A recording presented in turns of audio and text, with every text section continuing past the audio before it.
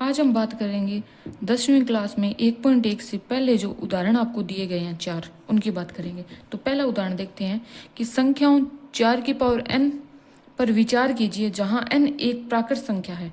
जांच कीजिए कि क्या n का कोई ऐसा मान है जिसके लिए 4 की घात n अंक शून्य पर समाप्त हो जाए। इसके कहने का मतलब ये है कि आप 4 की घात करो तो उसका मान कभी 0, लास्ट में इकाई का अंक 0 आ सकता है क्या? जैसे 4 की पावर आप n ने किया तो आप n का मान आप कुछ भी ले सकते हो, 1 2 3 से लेके अनंत तक, क्योंकि इसने बोला है कि n क्या है? एक प्राकृत संख्या। 0 कभी नहीं हो सकता, प्राकृत संख्या यानी 1 से शुरू होगी। तो 4 की पावर 1 4, 4 की पावर 2 16, 4 की पावर 3 64। इस प्रकार से आप 4 की पावर कर सकते हो। तो इसने बोला है कि जो इकाई का अंक है वो क्या ऐसे n की पावर संभव है जिसमें लास्ट में 0 आ जाए इकाई का अंक? तो इकाई का अंक देखो 0 कब होता है? जब आपके सामने 2 गुणा 5 के रूप में क्या हो मान, 5 दुए 10। जब आपके पास 2 गुणा 5 के रूप में एक अभाज्य गुणनखंड मिल जाए तब आपके पास क्या आ सकता है? 10 आ सकता है। लास्ट में क्या है? 0 आ सकता है। तो अब आपको देखना है कि 4 की पावर n के अंदर अभाज्य गुणनखंड करने पर 2 गुणा 5 के रूप की फॉर्म बन रही है या नहीं बन रही है। तो देखो यहाँ पे 4 की पावर n को मैं लिखती हूँ 2 गुणा 2 की पावर n। तो क्या 2 गुणा 5 की पावर n बन रही है? नहीं बन रही। तो यहाँ देखो 2 गुणा 5 की पावर नहीं बन रही, इसका मतलब ये है कि n की चाहे कितनी भी आप घात कर लो ये संख्या कभी भी 0 पर समाप्त नहीं होगी।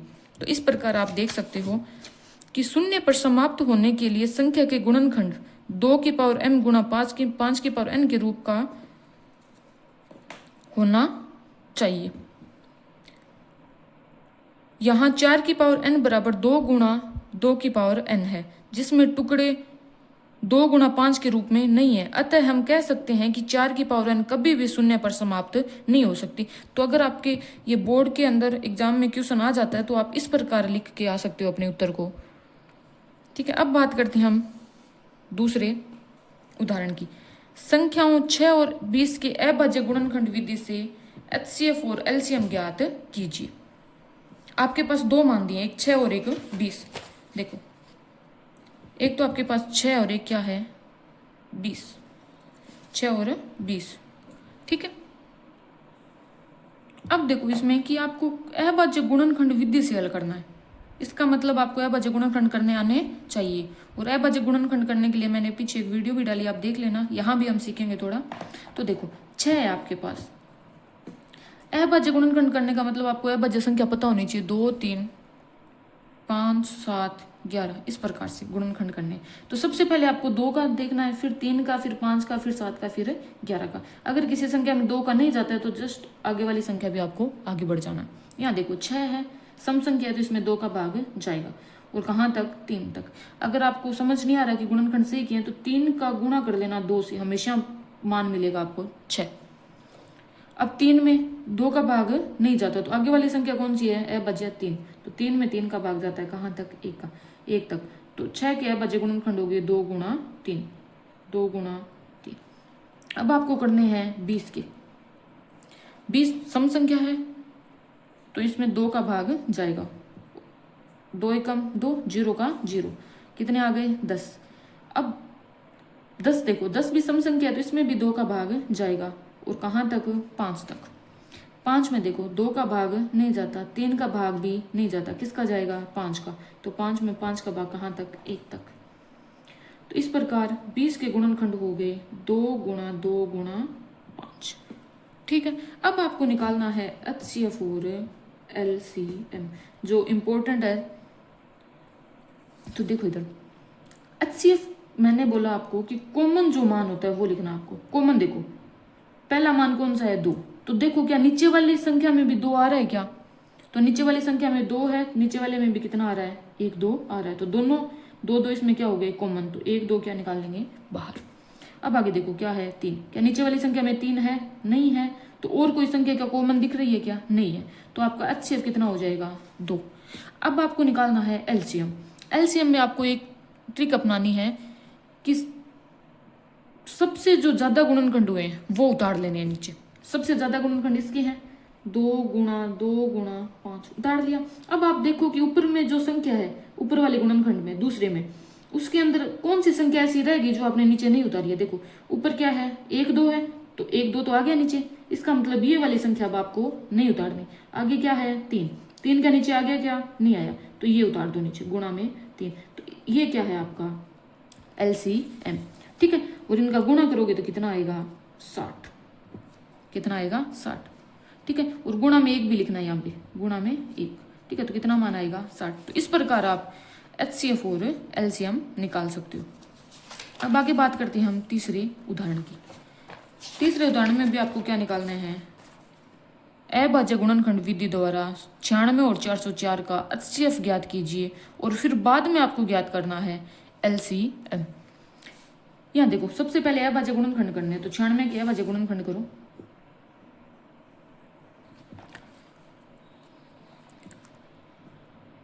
छियानवे में सम संख्या है तो 2 का भाग जाएगा, भाग 2 कहाँ तक जाएगा, 4 2 8, 8 2 16, 48, फिर 2 का भाग 2, 2 2 4, 4 2 8, फिर 2 का भाग, 2 1 कम 2, 2 2 4, फिर 2 का भाग, सम संख्या है तो 2 का भाग तो जाएगा, 6 2 12, फिर 2 का भाग, 3 2 6, फिर 2 का नहीं जाता तो आगे वाले किसका जाएगा, 3 का। तो इस प्रकार आप अभाज्य गुणनखंड कर सकते हो। फिर करोगे आप 404 का, करो। सम संख्या लास्ट में 4 है तो 2 का भाग जाएगा, 2 2 4, 0 का 0, 2 2 4, फिर 2 का भाग जाएगा, 1 0 1। अब 101 आ गया। अब 101 में सिर्फ 101 का क्या जाता है, भाग, और कहाँ तक, 1 तक।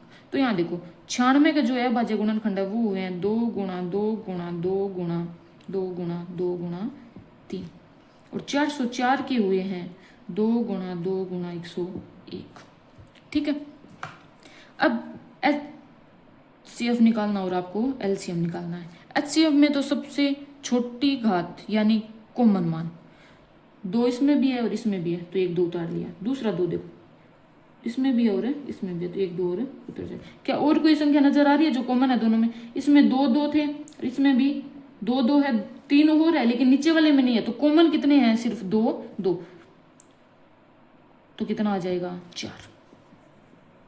HCF पहली चीज तो ये है कि अगर आप घात के रूप में लिख सकते हो तो यहाँ देखो 96 में 2 की घात कितनी है, 5, गुणा में 3 की घात 1, और 404 में 2 की घात 2 गुणा में 101। तो बड़ी घात अपने को लेनी होती है। तो इससे अच्छा आप सीधे से ट्रिक याद रखो कि जिसके ज्यादा गुणनखंड हो रहे हैं यानी ज्यादा अंकों में गुणनखंड हो रहे हैं वो उतार दो नीचे, 2 गुणा 2 गुणा 3। 96 वाला उतार दिया क्योंकि इसके 5 अंक है, 5 अंक उतार दिए नीचे। अब देखो कि नीचे वाले में से कौन सी संख्या बच गई जो आपने नहीं लिखी है। 2 कितनी बार आया है, 5 बार, और नीचे 2 कितनी बार आया है, 2 बार। इसका मतलब 5 बार आ गया तो 2 बार तो अपने आप आ जाएगा। तो यहाँ 2 बार तो लिख लिया आपने, तो ये वाला मान नहीं लिखना। अब आगे कितना, 101। 101 आया है कि नहीं आया, तो गुणा में क्या लगा दो, 101। अब इनका क्या करना है आपको, गुणा, और गुणा आएगा इनका, या तो ऐसे मान निकालो, गुणा आएगा इनका 96। पहली चीज तो ये। लेकिन यहां देखो आपको क्या बोला गया कि आप HCF निकाल के आप LCM निकालो। अब आपको यहां क्या लगाना है, सूत्र। आपने HCF निकाला, कितना आया, 4, ठीक है। अब आपको निकालना है LCM। तो आपने एक सूत्र पढ़ा था, LCM गुणा HCF बराबर में A गुणा B, यानी संख्याओं का गुणनफल। LCM आपको ज्ञात करना है। HCF कितना है, 4, संख्या कौन सी है, 96 और 404, ठीक है। अब आपको निकालना है LCM। तो यहाँ देखो LCM के गुणा में 4 है, बराबर में लेके जाओगे तो किस में चला जाएगा, भाग में। 4 गुणा में इधर आके भाग में, ठीक है। अब 4 से 404 को अगर मैं काटूं तो 4 एकम 4, 4 एकम 4, 0 का 0, 4 एकम 4, तो 96 गुणा में क्या आ गया, 101। तो जो गुणा करोगे तो आपको मिलेगा 96। तो ये आपका क्या है, LCM। तो आप ऐसे भी निकाल सकते हो और पीछे वाला डायरेक्ट भी ऐसे कर सकते हो। लेकिन यहाँ इसने बोल दिया है आपको कि अभाज्य गुणनखंड विधि द्वारा HCF ज्ञात करने के बाद में आप LCM निकालो, यानी आपको सूत्र लगाना है यहाँ पे, ठीक है। तो आप सूत्र भी लगा सकते हो, डायरेक्ट भी कर सकते हो। अब हम उदाहरण की बात करते हैं चौथी की, जिसमें आपको मान दिया है कि संख्या 6, 72 और 120 का अभाज्य गुणनखंड विधि द्वारा HCF और एलसीएम ज्ञात कीजिए। तो सबसे पहले तो आपको अभाज्य गुणनखंड करने आने चाहिए, तो करो। 6 का करना है, 72 का करना है और 120 के करने हैं। करो। 2 का जाएगा, सम संख्या है, कहाँ तक? 3 तक। 3 दुए 6, फिर 3 में 3 का एक बार, फिर 72 में 2 का सम संख्या है, 3 दुए 6, 6 दुए 12, 36 दुए 72, 36 दुए 72। अब 36 में 2 का जाएगा सम संख्या, तो 2 एकम 2, 8 दुए 16, फिर 18 में 2 का जाएगा 9 बार, फिर 9 में देखो 2 का नहीं जाता क्योंकि विषम संख्या है, तो किसका जाएगा? 3 का, और कहाँ तक? 3 तक, फिर 3 में 3 कहाँ तक? 1 तक, फिर 120 सम संख्या है, 2 का जाएगा, 6 दुए 12, 0 का 0, 2 का सम संख्या है, 3 दुए 6, 0 का 0, फिर 2 का, 2 एकम 2, 5 दुए 10, फिर 3 का कहाँ तक? 5 तक, 5 में 5 का ही जाता है, विषम अभाज्य संख्या है, तो कहाँ तक? 1 तक। तो इस प्रकार आपने क्या कर लिया? अभाज्य गुणनखंड। 6 बराबर हो गया 2 गुणा 3, 72 बराबर हो गया 2 गुणा 2 गुणा 2 गुणा 3 गुणा 3, और 120 बराबर होगी 2 गुणा 2 गुणा 2 गुणा 3 गुणा 5। अब आपको निकालना है HCF और LCM। देखो HCF क्या होता है? जो तीनों में कॉमन है। अब कितनी संख्या है आपके पास? 3। जो तीनों में कॉमन है, 2 देखो एक बार आ रहा है, नीचे भी एक बार आ रहा है, 120 में भी एक बार, तो एक बार तीनों में क्या है? 2 कॉमन। ठीक है, यहाँ देखो लास्ट वाला जो एक बचा है ना, आपको पता है अभाज्य गुणनखंड एक तो होता ही है हर किसी का ही, तो यहाँ गुणा में आप 1 भी लिख सकते हो, तो गुणा में आपको 1 भी लिखना है। ठीक है, अब यहाँ देखो 2 कॉमन आ रहे हैं, और 3 6 में भी है, 3 72 में भी है, और 3 120 में भी है, तो एक 3 भी क्या आ रहा है? कॉमन। और देखो 1 6 में भी है, 72 में भी है, और 120 में, तो गुणा में क्या आ जाएगा? 1 कॉमन। तो 2 को 3 से गुणा किया 6, 6 को 1 से किया 6, तो HCF कितना हो गया? 6। अब LCM मैंने क्या बताया आपको? सबसे बड़ी जो संख्या है उसका जो अभाज्य गुणनखंड है उसके वो उतार लो नीचे, तो 120 है, 120 के उतार लो, 3 गुणा 5। अब देखो कि इन दोनों में कौन कौन सी संख्या बच गई। यहाँ देखो पहले 72 को लो, 2 कितनी बार आया है? 3 बार, तो नीचे देखो 3 बार 2 आ गया क्या? कितनी बार आया है? 3 बार, तो ये आपको नहीं लिखना। आगे देखो 3 कितनी बार आया है? 2 बार, यहाँ कितनी बार आया है? 1 बार, तो 2 बार आना चाहिए, तो 1 बार और लिख लो, लिख लिया। 1